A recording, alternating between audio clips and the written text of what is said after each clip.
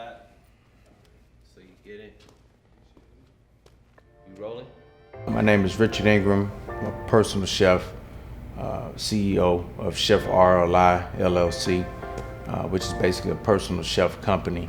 I'm originally from Miami, Florida, and about to launch my first cookbook, Eating Well to Win. Very excited about that project. Well, Chef RLI is a company that my business partner and I, Soleil Gonzalez, founded maybe about 6-7 years ago now. And it's basically where I've had to extend myself. Again, it wasn't something that was written. It was just, supply and demand. More people wanted to taste my food. So I started before it was really popular, I started a meal service. But I was blessed enough because of my clientele. It was, athletes and entertainers that we were supplying meals to. So I was doing that for a while, and it turned from 1 player to 10 to 15.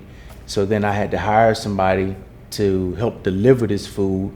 And then it became so large where I had to hire people to cook and deliver, So now I'm employing more people and brothers, brothers and some sisters as well, and giving jobs. And now they are now in an arena that they would not normally have been in had I not done what I did, And it went on from a delivery to now I have chefs that are around the country cooking for various NBA, Major League Baseball, and NFL players, And it's beautiful, man, that, you work hard and you're working hard for you, but something can spawn from it, and it allows you to be able to expose others to this world that when you sit around and you talk about it, people think that you're lying, Like with a lot of, kids growing up, I had a 2-parent household, but my mother divorced my father, so I had a stepfather, even though I never called him that, but, just for clarity, that's who he was. And you were torn between when you're dealing with an outside entity, your biological father coming in, your loyalty is torn between the two, Even though you have this man that has come into your life, your mother's life, and brought you in like his own, for no reason you still have a problem with him because he is not, your biological father. It was definitely a difference in my household having my dad and my mother there. Even though my dad and I didn't do a whole lot of talking, but he was there. He set an example for me, as far as hard work. My mother set that example as far as hard work. Whenever I do something, if I do something, and if I commit to it, I can't quit. I have to continue to go, I played intramural football when I was little. And I never forget, back in the day when you played football, it was kind of rough. The coaches was rough on you, So I never forget I did something, and the coach grabbed my helmet and shook my head. And, I got hot about it. So I went home and I was like, that's it. I'm not playing. I'm quitting. And my mama said, I tell you what, you don't have to play next year, but you're going to finish this one out. We don't quit. That's something that we don't do, Getting tired and, I'm doing the job or I'm trying to finish something, my dad would say, man, just finish it up. Finish it up. It'll be over. When it's over, then you get to do what you want to do. But now you got to work, and do what you're supposed to do. And once it's done, then you can have a good time. But until then, you need to buckle down to do what you need to do. So from both ends, one was a little softer tone, and my father and my mother was the hammer. So, her thing was, no, we don't quit. It's about your family. It's about your name. It's about your reputation, and what people are going to think about you, not now, but years to come, And as I said, I grew up in a 2-parent household right here in Miami Gardens. Went to Miami Norland Senior High School, graduated class of 88. I started playing the tuba. And then talking about people who influence you, my band director, Mr. Kenneth Talbot from Miami Norland Senior High School. Huge influence in my life, even in how I conduct business now, and deal with certain situations. But Mr. Talbot was the reason that I went to Florida A&M, because I didn't want to go to college. I wanted to go to the Marines. And, back then, the recruiter would come to your house, take you out to eat. I never forget it, the guy took me to Red Lobster. Man, I thought that, oh, I'm going for real, Took me to Red Lobster, brought me back home. I told my mom what I was doing. When it got time to sign the paperwork, she was like, oh no, you're not going. Because you'll be you black, so you're gonna be the first one to go on the front line and you're gonna get killed. And that's not gonna happen. So she was like, you're not going. So she talked to my band director, and he was like, why don't you go to FAM, And I set up the interview and everything, and he did. I played for Dr. Julian White, who was the band director at the time. And I went up and we got started, And that experience, that whole time that I was there, and I was only there, I think, for maybe like 2.5 years. But that time that I was there, the structure, we would wake up 4 a.m. We'll wake the football team up and put them to sleep at night. We up at 4 a.m. for pre-drill. This was a time where you went up there as a freshman for 2 weeks, and I never forget that you were all white, and you waking up at 4 o'clock in the morning for sectionals, and you're playing. I played the tuba, and you're practicing with your other freshman brothers and sisters. Then you have practice at 6 o'clock or 5:30, and you go out and you practice for 2 or 3 hours. Then you go to breakfast. Then you come back and practice again. Then you go to dinner. You have inside rehearsal, outside rehearsal. By that time, it's like maybe 11:30, 12 o'clock at night. And the season hasn't even started, You had to have a certain GPA to be in the band. So it made me study, because I hadn't made it. Even though you play a full season, you still hadn't made it until the last game. And during that time, though, you would have people that would quit, right? And you look for them and you don't see them anymore. But then you go to the game, you strapped up with your uniform on and you playing, you look over to the side and you see them. And you see them looking at you. And you can almost feel how bad they feel that they didn't have what it took to stay with it, Man, it was every day I wanted to quit. But I would remember what these people looked like looking at me playing, and they could have been there. And I was like, I never want to feel that way. That and my mother saying that you don't quit. You don't let anybody ever say that you a quitter or whatever. So, man, I stayed with it. And like I said, I wound up leaving after I made the band because, I partied and did everything. And man, I must have left it with a 0.0 average, And I knew that I had to do something though, And man, I was a security guard at this pharmaceutical place.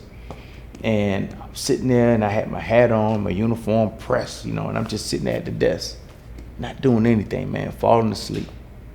And I was like, damn, man, there's something else that I could be doing besides this.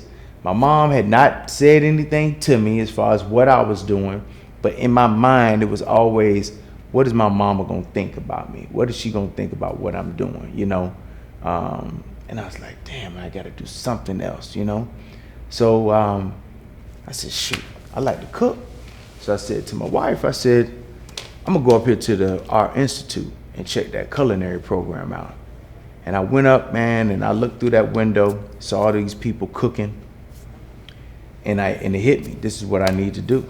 Went in, no money, got a student loan that I'm still paying off, and I signed up, and I was gung-ho from there, And we had to wear white, ironically, right? Like the 100.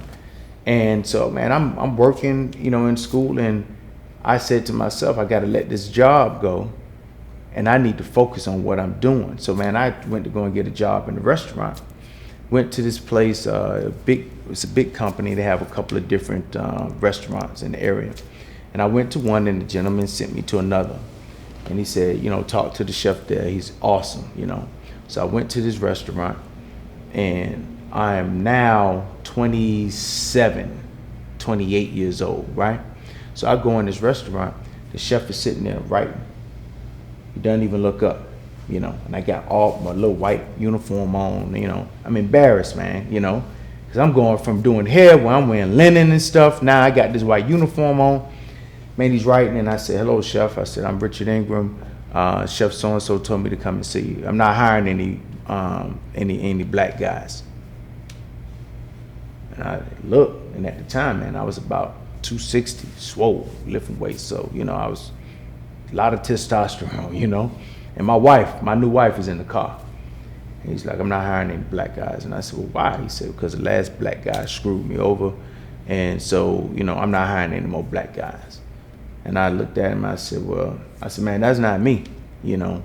And I said, you know, it's not me. I don't remember what else I said, but I basically was like, that's not me. And he said, okay, I tell you what, you work for me. This was like a Wednesday. He said, you come back here, you work here Friday and Saturday, and in the pantry, which is where you make salads and you put plated desserts on. And if you can make it past those 2 days, then I'll hire you. First day I got back there, he introduced me to the young lady that's supposed to be teaching me. She spoke nothing but Spanish. Nothing but Spanish. This restaurant had 12, 13 salads, about 14 desserts that I had to learn how to plate. This lady could not tell me how to do any of it because she spoke no English whatsoever, okay? So it's a straight setup from the beginning. So we go in, man, and I'm talking about, I'm in the weeds, which means in restaurant talk that you behind, you know? So, man, I'm in the weeds. And the service staff cussing me out, you know, because I'm messing up orders, man. I'm putting stuff with the wrong stuff. And I bombed out that night, but I didn't quit. I stayed there, you know, head down, walked out, pissed off, mad. Came back the next day. I came early, but I had a pad. And I started writing down. Since she couldn't tell me, I started writing stuff down, you know, and kept my little pad over here to the side. Service started, boom, I'm doing it, right? And I'm messing up. It's my second day. And you're talking about 12, 1,300 covers coming in, right? 12, 1,300 people coming into this restaurant on a Saturday. So I'm working. Next thing you know, the girl says she needs to go to the bathroom. She goes, bro, she never comes back. I'm in there by myself with my little pad. Half the stuff not even written down. I got to look on the menu to see what goes into these salads and so forth and so on. Thank God it wasn't a whole lot of nut allergies back then because it'd have been some sick people because I was putting stuff everywhere, you know. But, bro, I did it at the end of the night. And the chef looked at me, you know, he was laughing at me all night. And he said, I thought you were going to quit. And I was like, nah. I said, I'm never going to quit, you know.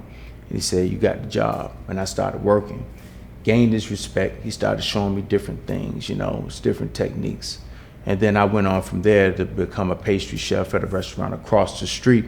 So now I'm in school, I'm working at this restaurant, and I'm working at a pastry shop across the street, living, breathing, eating my craft and what I wanted to do. And then another friend came to me and said, do you want to cook for an NBA player? And I said, yeah, who is it? And she's Dwayne Wade. And I said, I don't even know who that is because he had just started, just came from Marquette.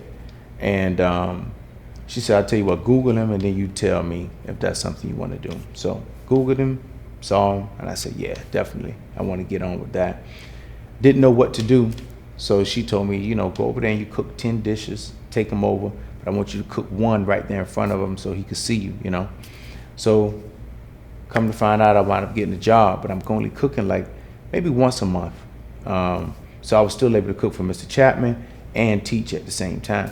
So I told Mr. Chapman that I was cooking for Dwayne Wade, and that's how I knew how big Dwayne was, because Mr. Chapman was excited about it, you know.